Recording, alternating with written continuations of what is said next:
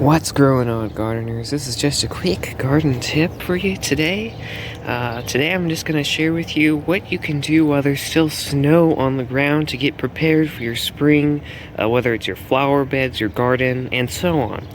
So first of all, what we have here is just some of my plants that have gone dormant. This is a Heuchera, Coral Bells. As you can see, a lot of it has died back, so you can always take a note of things that you need to trim and things that you need to maintain. Here I have I believe it's called a black mambo grass.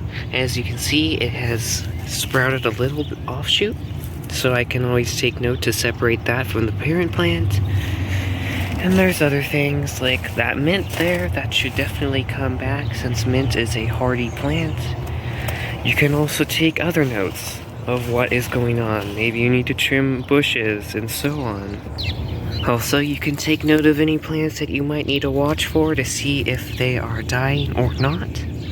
You can see here this hydrangea. It looks pretty sad, but we'll see if it survives or not. And also maybe plants that you forgot to plant or plan on planting. You can always just take note, garden cleanup. I have my leaf mold in there and my fertilizers back there in those buckets. Basic garden cleanup and notes that you want to do because this is the slow time of the year.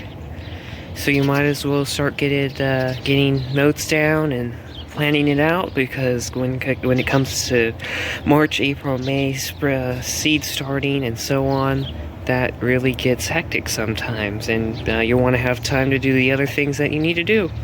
So that's just today's quick garden tip. I hope you enjoyed, and if you want to see me grow my garden and getting raised beds and getting a bunch of flowers and vegetables as well, please go ahead and subscribe and follow me for more gardening tips.